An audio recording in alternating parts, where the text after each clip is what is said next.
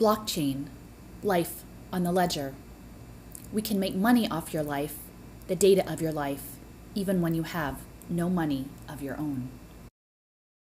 In coming years, millions of people will be issued digital identities, whether they choose to or not. These identities, also known as self-sovereign or decentralized identities, will capture information about a person's interactions with other people, the government, public services, and also with the built environment via Internet of Things sensors.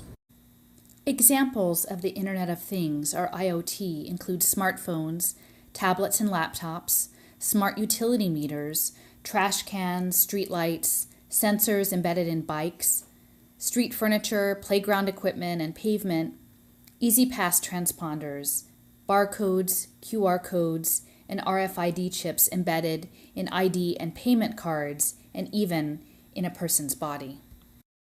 Life will be recorded as a series of transactions on blockchain. Each digital identity becomes a shadow self comprised of data. Some data points are significant, like a birth certificate. However, many other bits of data will be used to fill out the shadow self, bits most people aren't even conscious they're creating. These bits are simply metadata, exhaust thrown off as we live our routine, digitally mediated lives. Blockchain is a decentralized ledger created in computer code and shared across networks. It cryptographically manages coded data and digital assets using public and private keys. Western interests, under the guise of philanthropy, are using blockchain to continue a brutal legacy of colonial exploitation. In July, the world's first blockchain baby was born in Tanzania. The baby's healthcare costs were recorded in a digital ledger, establishing its fundamental indebtedness.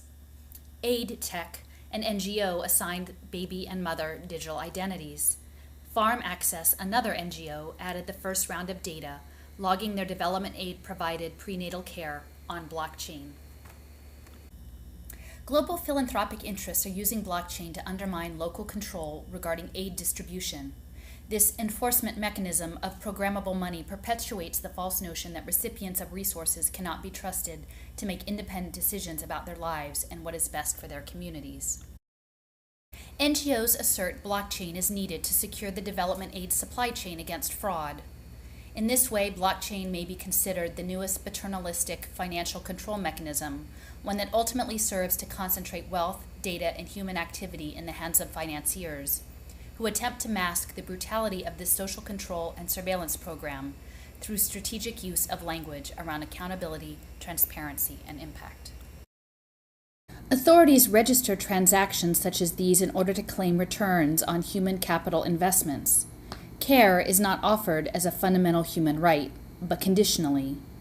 The unspoken expectation is that recipients must produce positive responses to interventions, as quantified by narrow, data-driven success metrics, in order for financial rewards to flow to service providers and social impact investors. Within the context of these free markets, the bodies of the poor, especially Black and brown people, can be legally subjugated through these financial control systems. Human relations of mutual aid are remade as transactions of technologized violence. This Tanzanian baby is a harbinger of mass digital servitude. It heralds a future where bodies could be managed as wards of the global corporate state, groomed for the data they produce, their personal agency stolen. In an era of climate catastrophe, economic turmoil, and militarized violence, there is deep, deep poverty, and millions of refugees are on the move. Financiers will use blockchain, biometric tracking, big data, risk prediction, and digital payments to manage the dispossessed, establish their group indebtedness, and profit from the misery of indentured populations. Concentrated wealth and prolonged austerity have decimated the purchasing power of the masses. Money is out of reach. People can no longer be compliant consumers. Deprived of stable employment, food, and shelter, many communities can't buy enough products to keep capital moving. Therefore, they are being pressured to become products themselves. Blockchain will incorporate the poor, via their data, into global value chains. Their lives reduced to raw material, processed by poverty management systems to fuel the machine of late-stage capitalism. Financial backers of universal basic income propose that digital currency, like Grant Coin or Manabase, be distributed on blockchain ledgers. The free money can thus be distributed with strings attached. Acceptance of life-sustaining funds or services will demand compliance with behavior management systems overseen by global monopoly capital. Dissent will not be tolerated. Dissent may result in your digital identity being flagged or erased altogether. The masters of tech and finance are trying to convince the public that blockchain will be a gift of empowerment, knowing that the only power it will actually give people is to sell their human capital at a loss. We need a counter-narrative that explains how this might actually work. Smartphone apps built on blockchain technology permit the exchange of data and currency. Non-monetary digital assets can be identified using colored tokens. Access is often provided through a digital e-wallet, secured using biometric authentication from fingerprints, retinal scans, facial recognition, vascular patterns, or even one's heartbeat. E-wallets store health records, education credentials, birth certificates, voting records, land ownership records, public benefit access, rights and privileges, cryptocurrency, and any other debt or asset that can be represented virtually by a token. Note, e-wallets record tokenized debt. Impact investors need for us to adopt technologies like these wallets that create interoperable data exchanges. Such platforms will allow them to track impacts across different aspects of a person's life. For example, did the education intervention they invested in also yield benefits to a person's health or housing status? They want credit for that. Did the health intervention for a child improve their education and workforce outcomes? They want credit for that. They need all of the data in one place to enhance the data analysis and predictive analytics for future investments. They want all the credit for conducting microsurveillance of our lives, and they are using blockchain to say that all of the data is private and thus we shouldn't mind. Financial titans hope blockchain can catalyze widespread adoption of pay-for-success government contracting as an efficient platform for data capture and exchange of debt and profit. But success must first be redefined in simple data-driven terms that serve social impact investment markets. In this game, success simply means moving numbers in the correct direction on a data dashboard. Concepts like growth, value added, and impact are not about helping people actually obtain a better quality of life, but simply a means by which to turn life into numbers. Numbers to serve the global financial gambling syndicate, not people in need. Once metrics are set, human services like healthcare and education will be reverse engineered so that aggregated data will automatically trigger impact payments to global banking interests after verification is made on blockchain. A few examples. A pregnant mother signs up for an online parenting webinar. It becomes logged on an app. There's a token transfer. A baby hits a target weight goal. Log in on an app, token transfer. A toddler attends a day of preschool. Log in on an app, token transfer. A student uses their educational savings account, checks in at a community makerspace, token transfer.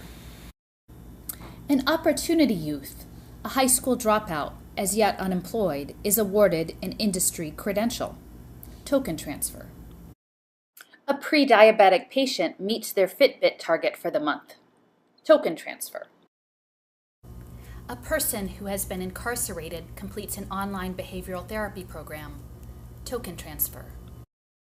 A veteran participates in a virtual reality therapy session, token transfer. A person with unstable housing registers for a digital wallet, token transfer. Digital platforms like an electronic health record will algorithmically monitor service providers and clients for compliance, nudging their actions towards the cheapest method of delivering the agreed-upon impacts. The process could be managed through smart contracts that are legal documents written in computer code. These contracts automatically transfer payments to and from electronic wallets after assurances that agreements have been met are entered into the blockchain ledger. However, blockchain systems could be used to discipline those needing services. For example, an Internet of Things pill cap indicates a pregnant woman is not regularly taking prenatal vitamins. She is logged as non-compliant and finds it nearly impossible to get a follow-up appointment. A baby does not hit a developmental milestone, and the family is compelled to accept an in-home monitoring system. Parents refuse to enroll their toddler in a subsidized franchise preschool and are flagged by the Department of Human Services as being at a heightened risk of neglect and subjected to a program of home visits. Behavioral biometric algorithms send erroneous cheating alerts to parents of hundreds of cyber high school seniors whose transcripts are held pending outside review. An apprentice at an advanced manufacturing plant falls ill, is unable to scan in for 2 weeks, and is subsequently barred from completing the program or enrolling in other comparable training.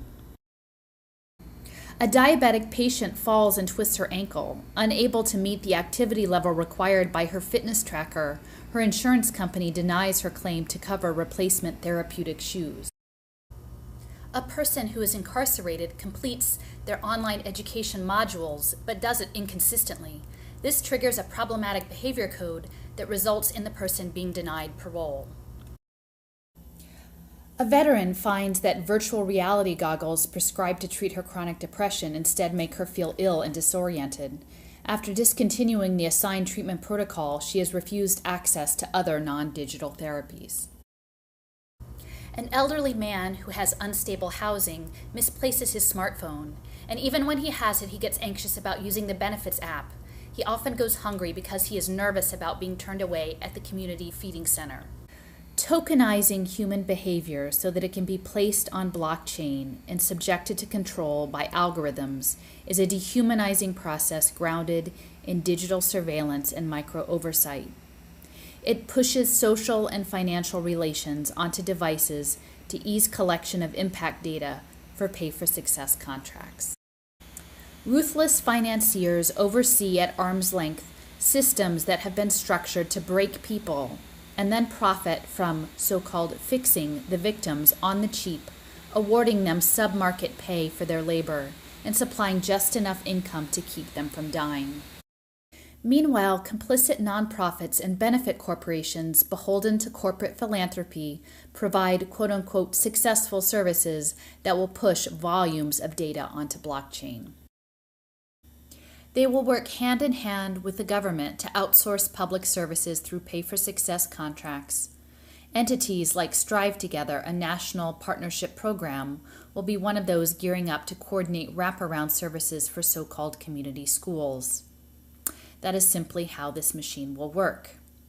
It will be carried out with innovative voucher programs like digital education savings accounts or health accounts.